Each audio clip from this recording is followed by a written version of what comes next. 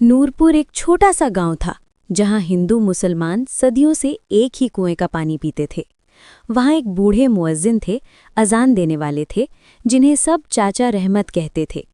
रहमत चाचा की आवाज़ में वो जादू था कि जब वे फजर की अजान देते तो पूरा गांव जाग जाता। गांव का नया मुखिया ठाकुर गजेंद्र एक घमंडी और कट्टर इंसान था। उसे रहमत चाचा की अजान से चिढ़ थी। एक सुबह जब चाचा रहमत मस्जिद की सीढ़ियों पर चढ़ रहे थे, गजेंद्र ने जानबूझकर अपनी भारी लाठी उनके पैरों में फंसा दी। चाचा सीढ़ियों से नीचे गिरे और उनकी रीढ़ की हड्डी में गहरी चोट आई। गजेंद्र हंसते हुए बोला, अब देखते हैं तेरी आवाज़ में कितना दम है। कल से इस मस्जिद से आवाज़ नहीं आनी चाहिए। पूरा गांव डरा हुआ था। पुलिस गजेंद्र की मुट्ठी में थी।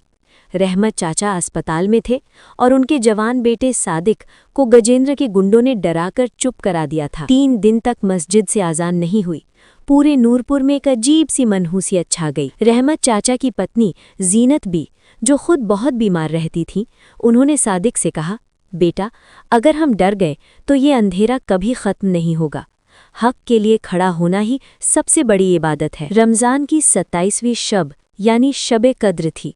गजेंद्र ने ऐलान किया था कि अगर किसी ने मस्जिद का रुख किया तो खैर नहीं।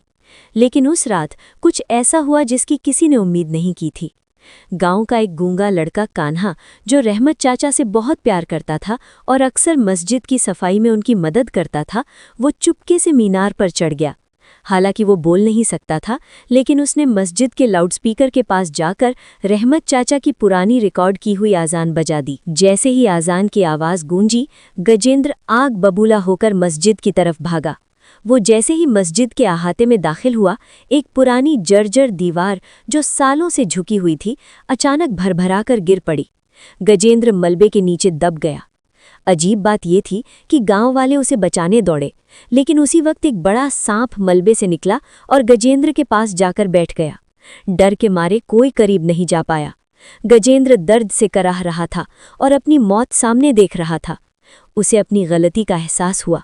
उसने चिल्लाकर कहा, मुझे बचा लो, मैंने रहमत चाचा के साथ बुरा किया, मुझे माफ़ कर दो। हैरानी की बात यह हुई कि अस्पताल में बेहोश पड़े रहमत चाचा की आंखें उसी वक्त खुली। उन्होंने सादिक से कहा, बेटा, गजेंद्र को बचा लो, खुदा माफ़ करने वालों को पसंद करता है।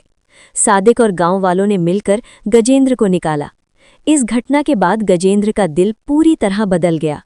उसने न केवल रहमत चाचा के इलाज का सारा खर्च उठाया, बल्कि मस्जिद की मरम्मत भी करवाई। जुल्म चाहे कितना भी शोर मचा ले, सच की एक धीमी आवाज़ भी उसे हराने के लिए काफ़ी